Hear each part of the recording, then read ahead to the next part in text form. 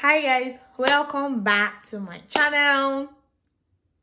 So today I am going to talk about myself. So I'm going to kind of do my makeup backwards today. I'm going to do foundation, face and eyebrows and all that first before I do my eyes.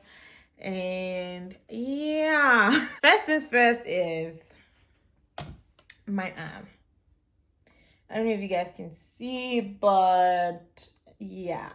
My right arm, I got burnt when I was 3 years old. My mom cooked and she left the pot of soup like on the floor. And I was 3 and I think I was crawling or walking or something at that time. And then I went there and then I looked into it, and then for some reason I fell into the pot of soup. And then she came and she was going to, get me out, but she didn't know how, so she just picked me up. And fortunately or unfortunately enough, when she picked me up, because of how hot it was and stuff, my skin peeled while she picked me up.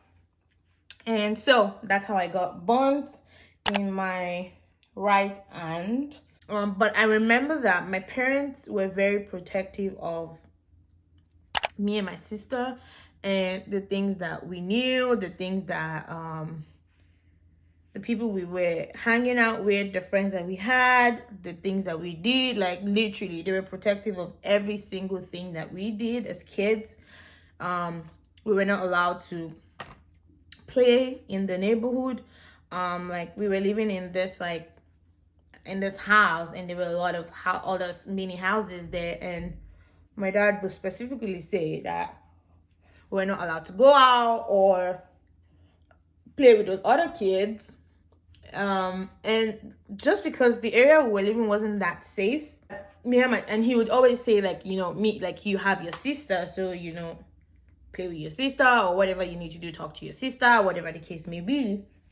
And yeah, so my dad was very strict when it came to social gatherings and all that stuff, which in turn kind of affected how me and my sister made friends.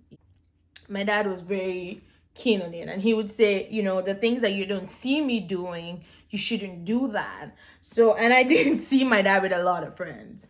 I didn't see a lot of people come to the house to visit my dad. A lot of things that my dad never did. My dad never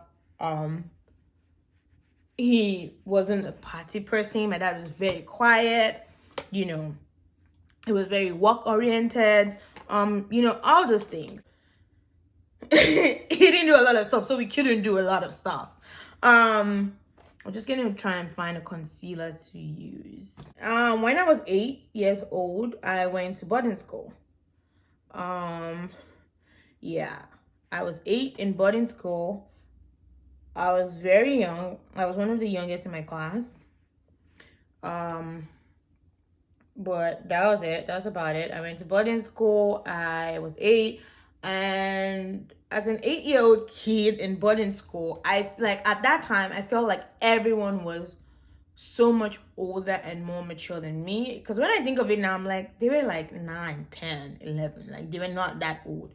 But at the time, I always felt like everyone was much older than me. I always felt like I was the youngest and probably the dumbest of them all. And I always wanted people to like me because of that. So I would literally do things so that people would like me. I was that girl. I would go out of my way, literally, to make sure that people like me. People wanted to hang out with me. I was included. I wanted to belong. I think that's what I was looking for. Yes, I wanted to belong. Whatever. I would just do the most just for people to like me, or just for me to belong. I would never say no. Even if I had to, stay up late or leave the house early or whatever the case may be, I would never say no. Never say no. When someone offended me, I would just not say anything. I would try and get over it by myself. Except if it was my sister. If it was my sister, I would go off at her. And that's so funny because back in the day, people used to think that I used to bully my sister, right? They would think that because I used to go off with my sister on so many things. But it's like, she was the only one that really truly knew me. So like, to me, it was okay for me to express my feelings to her. If I sense that people were mad at me for a certain thing, I would like go out of my way to apologize, make it better, do whatever it is, buy gift. If I had to buy gifts, I'll buy gifts. Like, every other kid was much advanced than I was, so it made me insecure, and because of that, I was very angry in certain things. When it came to certain things, I was very angry. I would lash out at people that literally didn't care about how I felt. And you know, like in secondary school in Nigeria, right? You know, the seniors and the juniors, and the seniors would tell the juniors to do a lot of stuff. And I would literally take my anger out on like kids, on those junior kids. So yeah, and side note, I met my current husband now when I was in high school. Stuff like, you know, those kids that you know about them because like they're always involved with everybody. Everybody likes them. Everybody wants to be their friend. Like, he was one of those kids. He was popular in his class. He was popular in the hostel. He was just a lovable kid. That's who he is even now. He's just somebody that people like. The first day I actually had a conversation with him, that day I had like a scenario happen in the hostel. Someone said something and I was trying to defend myself, and it looked like I was lying and all that. So it was just a little bit of chaos, right? So I left the girls' hostel at the time. I left the girls' hostel and I went to school, like class. But at this time, it was like after school hours. And our hostel was not far away from... Let me just do this. At the time, our hostel was not far away from our classes, so I left the hostel and went to the class to just sit down. And he was playing football with the kids at the time, the boys. And for some reason, I don't know why, he came to the class and he saw me, and I was sitting down and I was crying. When I say crying, I was like wailing. You guys, I don't know if I can make it through this video. He found me and he like consoled me and said some nice things and made me feel better. And then from there, we started talking. Now, to me at that point, he was the first ever true, honest, genuine friend I have ever had. We became friends, and we would always talk, you know, he would always make our time to see me and, you know, talk about things that was happening with me at the time, which I found very like nice, you know. It was hard for me to trust people right from high school. You guys, I'm just going to draw my brows real quick. I'm going to show you guys something. So this is a journal. I used to journal. So before I left Nigeria, I used to journal. I used to write a lot of stuff. And it was more of diary keeping than journaling. It was just like, you know, I write today, this then happened and blah, blah, blah. Like, it was just a diary. Like, it was nothing serious. But when I got to India, I would journal. So I would write it down. Make sure that, because I didn't know who to ask, I didn't know who to talk to.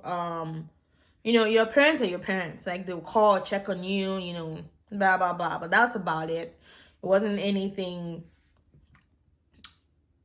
And you know, Nigerian parents are not your friends, so you can't really like be like, you know, mom, I want to ask you about this and that. So all right, you guys, I went off to do my eyebrows and, you know, set my face and do all that because I can't talk and do it. I don't know why, but I can't. So I'm going to go on to my eyes real quick. Now, when I was in India, I was alone for, like I said, for a lot of time. So it was just me and my thoughts, and my phone. You know, being alone with your thoughts for a very long time affects you mentally. Um, Basically. So I was alone for a year. Yeah. And then the next year, my sister came and we started living together. So basically, that that's the background story of, you know, me as a child and stuff leading up to now. Now, today, who am I today? Today, 2019 has really been life changing for me personally. Like I said, even when I was in Canada, I was by myself for a lot of times. So I am a very, very deep thinker. I think a lot more than I talk. I think a lot. I am very in tune with how I feel. And because of that, it has affected me my entire life. I've been like that my entire life, kind of thing. But growing up, leaving Nigeria, meeting other people, and all that, and even being married has just kind of intensified that. I've always been in tune with my feelings, and because of that, it has kind of made me very emotional because people don't tend to understand feelings. If you are somebody who are not so much in tune with your feelings, it's very hard for you to relate with somebody that is in tune with your feelings, if that makes sense. So because of that, I've always found it hard to make friends, not just make friends, but connect to people, because people always look at you as emotional. Like, why are you crying? Like, why are you sad? Like, that's not a big deal. And I'm like, you know, it could be a big deal to me, you know, but it's not a big deal to you. People are always very dismissive about people's feelings, like my feelings, because you're so in tune with your feelings. And not everyone is. And then when you're emotional, people take you as weak. Which is kind of funny because my entire life I've always been emotional and I've always been not been seen. But if you are an emotional person, people would always attribute that to weakness, whether consciously or unconsciously. It's just how we were brought up. It's just how it is. Especially if you're a woman. If you're a woman and you're emotional, you're always viewed as the weakling, which kind of now plays up in your mental state.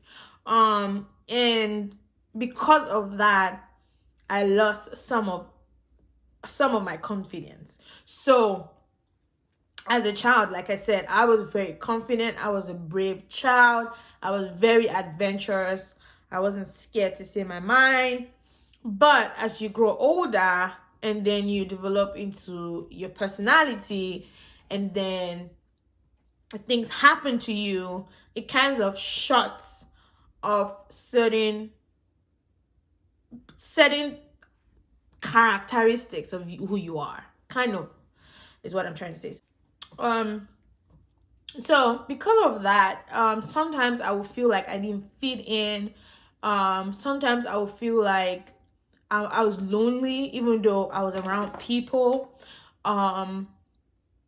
Sometimes I would feel sad even though it's a situation where I was supposed to feel happy, because the things around me and how I felt were not aligned, if that made sense.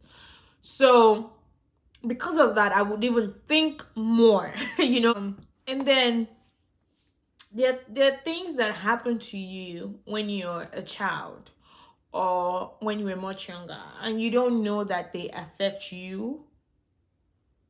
You don't know the impact on you as a person. Consciously, you're not conscious of the impact. And that happened to me when I was young. I don't know if I want to say this, but I've been sexually abused 3 different times in my life. And because in Nigeria, it is not a thing to talk about. It is not a thing to be publicly spoken of. It's not a thing that people speak on so much. So I never spoke about it. Never talked about the impact. It wasn't a thing. Like, you don't even think about it. You like, it happened, you put it behind you, and then you grow up. So I grew out of it, I thought I grew out of it. But then you get married, and then certain things happen, or you don't even have to get married. In my case, I did get married though. But certain things happen that you act a certain way, or you feel a certain way, and you don't know why you feel that way. For me, it was like I always felt a certain way about certain things. I would always feel a certain way when people tell me certain things. My feelings were very strong about certain things, and I wanted to know why. I didn't know why. I'll be like, or maybe I would see other people feel no way about some things, but I would have strong feelings about those things. So I wanted to know why. So I started going to therapy. So just from going to therapy and, talking about, your feelings, your background, and all that stuff, has helped me know myself better. Because the only reason why we all have swayed by what other people do is because of lack of self-identity. If everyone was confident in who they are, in what you say, in what you think, we're all confident people. We are strong. We abide by what we think. We have all our thoughts. We won't be swayed by what anybody is posting. We won't be swayed by what anybody else is doing. You won't feel like you're in a competition with somebody else. It's because most people in life lack self-identity, a strong sense of self-identity. We're all swayed by the things other people do. And I was one of those people. I didn't know who I was. I never thought of it. I never asked myself who I was. There was no need to ask. Like, who are you? I am a child of Mr. and Mrs. Ayodele. That was about it. Like, now I am more comfortable with who I am, right? I'm now comfortable with,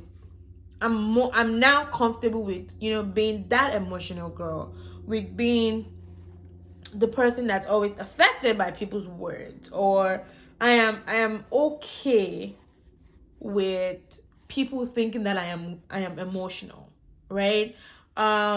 If you think being emotional makes you weak, then that's fine, but I don't think I'm weak,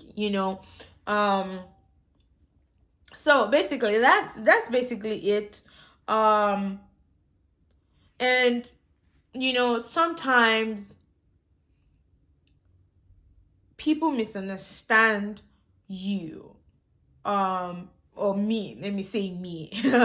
People misunderstand me in terms of, when you're trying to be nice, or when you're trying to be kind. sometimes some people are not open to that. Some people are not, they've never seen that kind of person in their life, to be honest. Some people don't do nice things for them. And then when you come across as being nice or being, sometimes it looks like, what do you want from me? And you're like, I don't want anything, and just be nice. And that also affects how I viewed myself, because I was always the nice person and I was always the kind person, and I felt that people always took that as an advantage. I felt like people were friends with me because I was nice, not because of who I was or who I am as a person. People were always friends with me because of what they could get from me or what I could do for them. And now I'm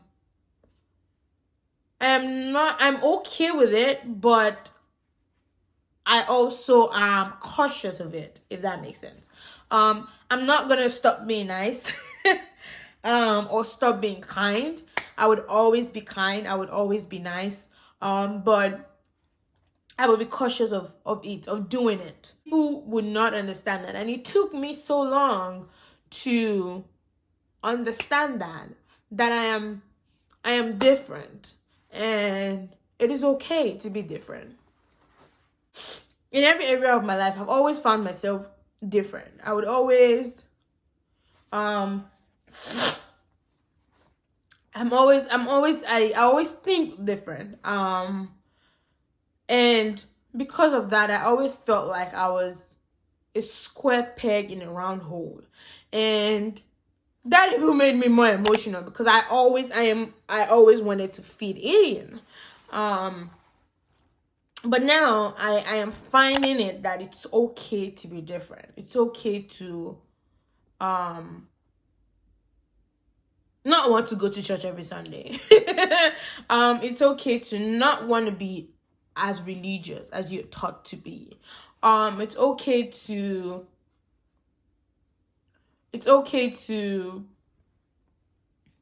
not want, it's okay to question some, social norms. It's okay to not want to do what everyone else is doing. It's okay to not want to work in an office. It's okay to not want to do 9 to 5. It's okay to, things like that. Because I've always, those things haunted me. Because I always wanted to fit in. So yeah. But I'm going to try and read one of my journal, what do you call it? Logins or whatever they call. I'm going to read this. This one was from 9th of July 2017. Anyways, so I'm going to read this. No one understands a lonely heart. It's hard to talk about because it's an unexplainable pain. You know you're loved physically, but you can't feel it. I guess that's how I was feeling that day. But basically, that's it. So with all that being said, who am I? Like, who is Lara? I wrote down some things to kind of explain who I am right now, who I want people to view me as. Now, the way you view me, or the way I present myself to you and the way you accept it, might not be the way I want you to, and that's okay. I am a very funny person. I am goofy. I still feel like I am 14. For some reason, because being 14 was when I met my husband, and that year kind of changed my life. So in my mind, I am still 14. Sometimes I act 14, sometimes I don't, but I am 14. Sometimes I act like a child. I am very goofy. Sometimes I laugh at my own jokes. For those who don't know, I come from a family of comedy. My uncle is a comedian, is a professional comedian. So it's like, it runs in the genes, kind of. So I am... I'm just very playful. I don't take things too seriously until it is serious. I am I am that person that would give a person 101 chances. You know, people are like, some people is like, when you hurt them the first time, they're like, get out. But I am one of those people that, unfortunately or fortunately enough, you can hurt me 1,000,001 times and I will still forgive you 1,000,001 times. I don't know why. You know, but that's who I am. I am very much forgiving. I am very strong-willed. Sometimes I can be swayed by people's opinion or people's advice sometimes, but I would like to say that I am strong-willed and independent. Yeah. Next one is I am very competitive. I am a competitive person. I don't know, like everything is like, did I win? You know, did I lose? Like, I am very competitive. I am sad when I lose things. Sometimes me and my husband are having like a conversation and it kind of like stems into an argument, and I would like try and just be defensive because it's just the competitive sense in me. I always want to do my best. Always want to do my best. Like even when it doesn't require me to be like outright out there, I will always do my best. I'm always very passionate about things. Especially when it's like something that I count as important. I am always very passionate. Like I wear my passion on my sleeves, like ready to go. I would like to think that I am kind. And I don't say this out of like, you know, I think I'm kind. No, it's like people always tell me, like when I ask people, like, or when people have the opportunity to tell me what they think about me, they always tell me that I'm kind, which I kind of agree with. Like I always think of how I can be helpful towards others. I always think of how other people, well, how I can better other people's well-being. And that's just who I've always been. That's just who I am. Another thing is I love to travel. I always say that I want to go to every country on earth before I die. If I don't visit every country, then that's okay. But I actually want to visit every country. I think there are like 220 countries or 240 countries. But I actually want to visit every single country on earth before I die. I actually want to, because I just feel like every time I travel, I love information. Information, like, is like fuel to my brain. And I just feel like every time I travel, I get, you know, information that betters myself, like betters me. Like every time I travel, it's like I am a better version of me, and it just opens my eyes to even bigger things. So yeah, I am one of those people that want to visit every country on earth before they die. Peace. I am not a very social person, even though I come across as that. There's this thing that people say, it's like, you know, when you meet somebody and they seem a certain way, but when you meet them, they're not that. That's me. People always meet me and expect me to be like, you know, party, ready to go social, you know, hang out with friends and do that. I am not that person. I am not. And I know, I understand that I come across as that. When it's time to be social, I will be social. But I'm not that one person that will be like, let's go out. I'm not that one person that will be like, oh, you know, nice to meet you. What's your name? Like, I'm not that person. I'm not that person in a party that will be like, oh, say hi to everybody. No, I'm not. I'm the girl that sits on the chair on her phone.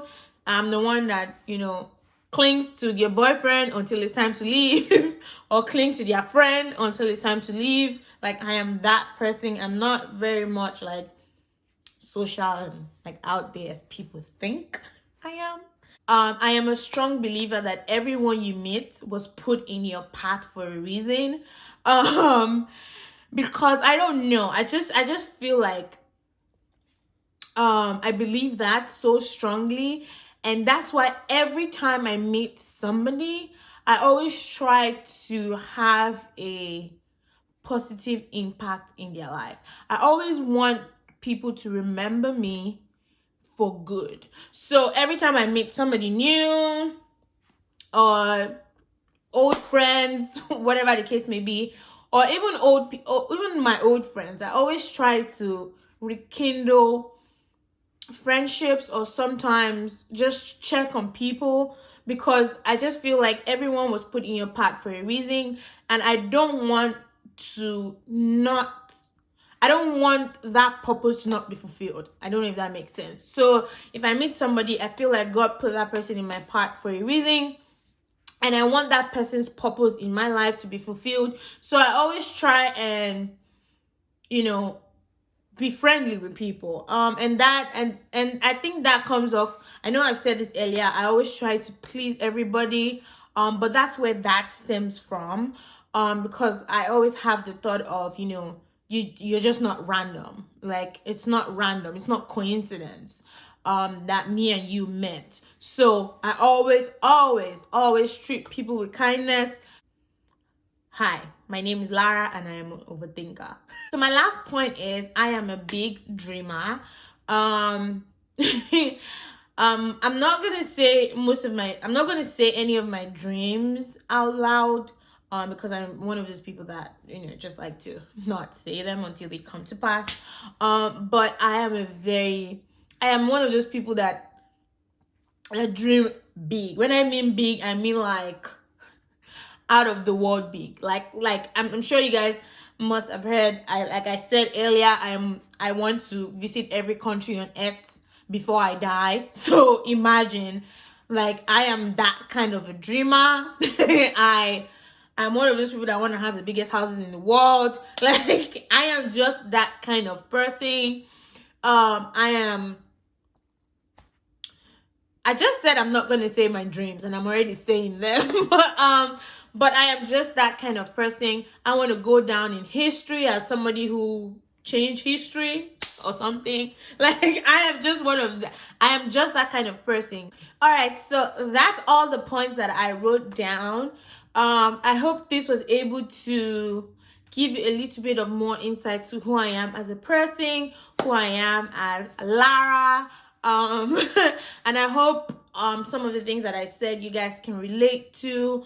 You guys can leave a comment on who you are, the things that you hold dear to your heart, the things that you find as important in the comments.